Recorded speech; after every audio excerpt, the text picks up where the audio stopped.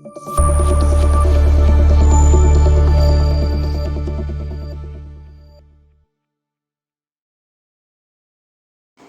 Friends, welcome back to my channel. ಈ video ನೋಡ್ತಾ ಇರೋರು ನನ್ನ ಚಾನಲ್ನ ಇನ್ನೂ ಸಬ್ಸ್ಕ್ರೈಬ್ ಆಗಿಲ್ಲ ಅಂತ ಹೇಳಿದ್ರೆ ದಯವಿಟ್ಟು ಸಬ್ಸ್ಕ್ರೈಬ್ ಮಾಡ್ಕೊಳ್ಳಿ. ರಾಗರಂಗ ವಿರಾಗದೇವ.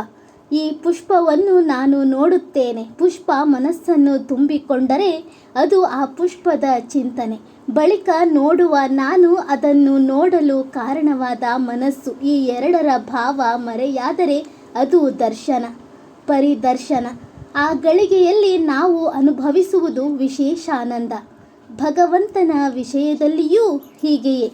ಭಗವತ್ ವಸ್ತು ಮನಸ್ಸನ್ನು ತುಂಬಿದರೆ ಅದು ಭಗವತ್ ಚಿಂತನೆ. ನಾನು ಎಂಬ ಭಾವ ಮರೆಯಾಗಿ ಹೋದರೆ ಅದೇ ಭಗವಂತನ ಅದ್ಭುತವಾದ ದರ್ಶನ. ಪ್ರತ್ಯೇಕಿಸಿ ಎದುರಿಟ್ಟು ನೋಡುವುದು ಬೇರೆ, ತಾನು ಇಲ್ಲದಂತೆ ಅನುಭವಿಸುವುದು ಬೇರೆ.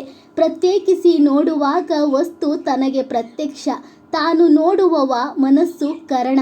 ಹಾಗೂ ಆ ವಸ್ತು ದೃಶ್ಯ, ವಿಷಯ, ಈ ಮೂರೂ ಭಾವನೆಗಳಿವೆ. ಆದರೆ ಪ್ರತ್ಯಕ್ಷದೊಳಗಿರುವ ಭೇದವನ್ನು ಅನ್ಯತೆಯಿಂದ ತೆಗೆದುಹಾಕಿದಾಗ ಆ ವಸ್ತುವಿನ ಸಾಕ್ಷಾತ್ಕಾರ. ಅಲ್ಲಿ ನೋಡುವವನ ನಾನು, ಮನಸ್ಸು ನೋಡುವ ಸಾಧನ ಮತ್ತು ವಸ್ತುವು ದೃಶ್ಯ ಎಂಬ ಭೇದವಿಲ್ಲ. ಗಾಢ ನಿದ್ರೆಯನ್ನು ಪ್ರವೇಶಿಸಿದಾಗ ಆನಂದಾನುಭವ, ಆನಂದ ನಿಮಗ್ನತೆ, ಆನಂದದ ಸಾಕ್ಷಾತ್ ದರ್ಶನ. ತಾನೇ ಆನಂದ, ಆನಂದವೇ ತಾನು ಎನ್ನುವಷ್ಟು ಏಕಾತ್ಮತೆ. ಕನಸಿನೊಳಗೆ ಹಾಗಲ್ಲ, ಅಲ್ಲಿ ಭೇದವಿದೆ. ಅನೇಕ ವಸ್ತುಗಳನ್ನು ನೋಡುತ್ತೇನೆ. ಆ ನೋಡಲಾದ ವಸ್ತುವಿನಿಂದ ಬೇರಾಗಿ ನಿಂತು ಭಗವದ್ಧ್ಯಾನದ ಪ್ರಥಮ ಹಂತದಲ್ಲಿ, ಅಂದರೆ ಸಂಪ್ರಜ್ಞಾತದಲ್ಲಿ ತಾನು ದೇವರು ಹಾಗೂ ಶುದ್ಧ ಧ್ಯಾನ ವೃತ್ತಿ ಭಿನ್ನ ಭಿನ್ನ. ಧ್ಯಾತ, ಧ್ಯಾನ, ಧ್ಯೇಯ ಎಂಬ ತ್ರಿಪುಟಿ ಇದೆ. ಅಲ್ಲಿರುವ ದೇವ ದರ್ಶನವು ಪ್ರತ್ಯಕ್ಷ. ಬಳಿಕ ಧ್ಯಾನ ಕರಿಗೊಂಡು ಅಸಂಪ್ರಜ್ಞಾತ ಸಮಾಧಿಯಾಗುತ್ತದೆ. ಆಗ ಧ್ಯಾತೃಭಾವ, ಧ್ಯಾನ ಭಾವಗಳೆರಡೂ ಧ್ಯೇಯದಲ್ಲಿ ಸಮಾಲೀನಗೊಳ್ಳುತ್ತದೆ. ಆಗ ಧ್ಯೇಯ ಮಾತ್ರವಿದೆ, ಧ್ಯೇಯವೆನಿಸದೆ. ಅದು ಧ್ಯೇಯ ಸಾಕ್ಷಾತ್ಕಾರ, ದೇವ ಸಾಕ್ಷಾತ್ಕಾರ. ಧ್ಯಾನ, ಧ್ಯಾತೃ ಎಂಬ ವಿಕಲ್ಪ ವೃತ್ತಿಗಳಿಲ್ಲದ ಧ್ಯೇಯ ಸಿದ್ಧಿ, ಅದು ನಿರ್ವಿಕಲ್ಪ ಸ್ಥಿತಿ. ನಿರ್ವಿಕಲ್ಪ ಸ್ಥಿತಿಯನ್ನು ಒಂದು ದಿನದಲ್ಲಿ ಪಡೆಯಲಾಗದು. ಅದಕ್ಕೆ ನಿಯಮಿತ ಸಾಧನೆ ಬೇಕು. ಸವಿತರ್ಕ, ನಿರ್ವಿತರ್ಕ, ಸವಿಚಾರ, ನಿರ್ವಿಚಾರ, ಸಾನಂದ, ಸಾಸ್ಮಿತ, ಹೀಗೆ ಹಂತ ಹಂತವಾಗಿ ಮೇಲೇರಬೇಕು. ತೇನ್ ಸಿಂಗ್ ಒಂದು ದಿನದ ಸಾಧನೆ ಮಾಡಿದವನಲ್ಲ. ಬಾಲಕನಾಗಿದ್ದಾಗಲೇ ಆರೋಹಣ ಸಾಧನೆಗೆ ತೊಡಗಿದ. ಹಗಲು ರಾತ್ರಿ ನನಸು ಕನಸುಗಳಲ್ಲಿ ಅದೇ ಧ್ಯಾನ. ಅದರ ಪರಿಣಾಮವಾಗಿ ಒಂದು ದಿನ ಉನ್ನತೋನ್ನತ ಶಿವ ಶಿಖರವನ್ನೇರಿದ. ಮನುಕುಲದ ಇತಿಹಾಸದಲ್ಲಿ ಆ ಶಿಖರದ ಮೇಲೆ ಪಾದಾರ್ಪಣ ಮಾಡಿದ ಮೊದಲಿಗನಾತ.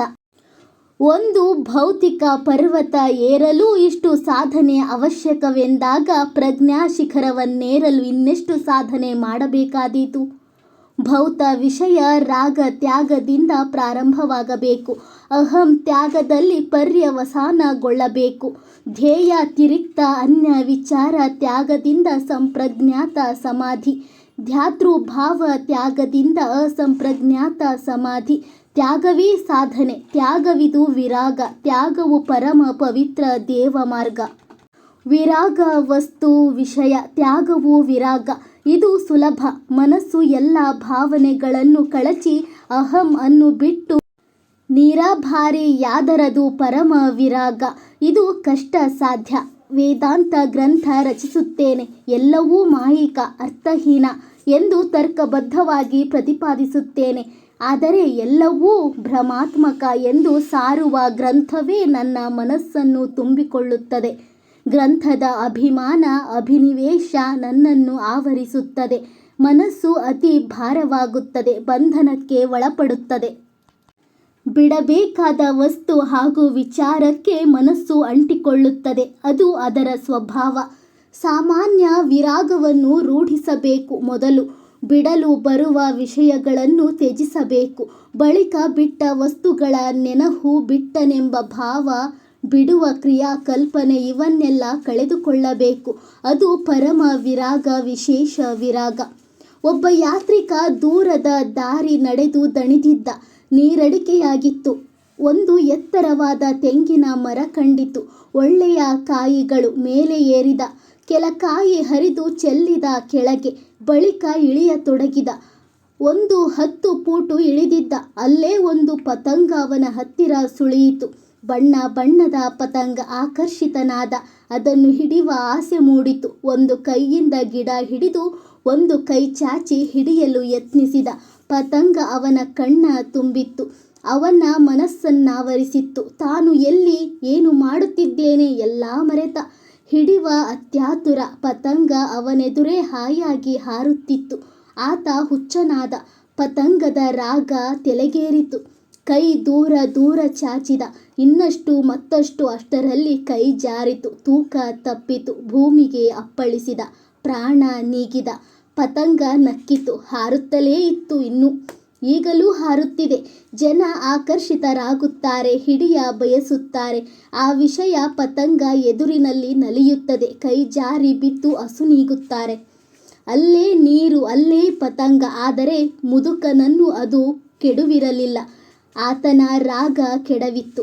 ಎಲ್ಲರನ್ನೂ ಕೆಡವುತ್ತದೆ. ಇನ್ನೊಮ್ಮೆ ಏಳದಂತೆ. ಮನುಷ್ಯನಿಗೆ ತೆಂಗಿನ ನೀರಿನ ತೃಪ್ತಿ ಬೇಕು ನಿಜ. ಅದು ದೊರೆಯಬೇಕಾದರೆ ಪತಂಗದ ರಾಗವಿರಬಾರದು. ಆದರೆ ಹಾಗಾಗದು.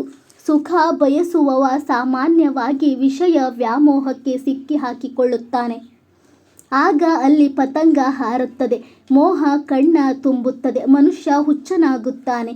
ಈ ಜೀವನ ವೃಕ್ಷವ ಏರುತ್ತಾನೆ. ಇನ್ನೇನು ಸುಖದ ನೀರು ಕುಡಿದು ಆನಂದ ಪಡಬೇಕು ಎನ್ನುವ ವಯಸ್ಸಿನೊಳಗೆ ಹುಚ್ಚು ಹಿಡಿಯುತ್ತದೆ.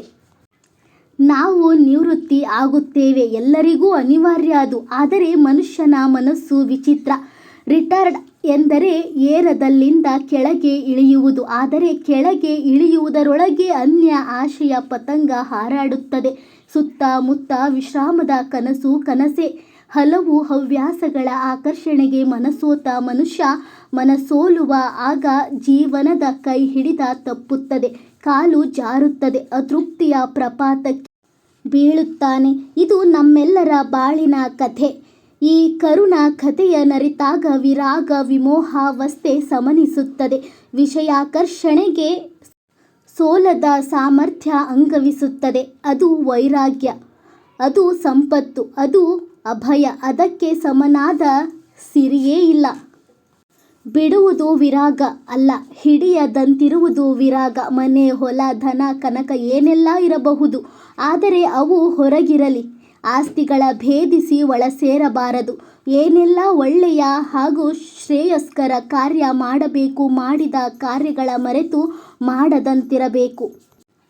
ಮಾಡಿದೆನೆಂಬುದು ಮನದಲ್ಲಿ ಹೊಳೆದರೆ ಏಡಿಸಿ ಕಾಡಿತ್ತು ಶಿವನ ಡಂಗುರ. ಮಾಡಿದೆನೆನ್ನದಿರ ಲಿಂಗಕ್ಕೆ, ಮಾಡಿದೆನೆನ್ನದಿರ ಜಂಗಮಕ್ಕೆ. ಮಾಡಿದೆನೆಂಬುದು ಮನದಲ್ಲಿಲ್ಲದಿದ್ದರೆ ಬೇಡಿತ್ತ ನೀವ ಕೂಡಲ ಸಂಗಮ ದೇವ.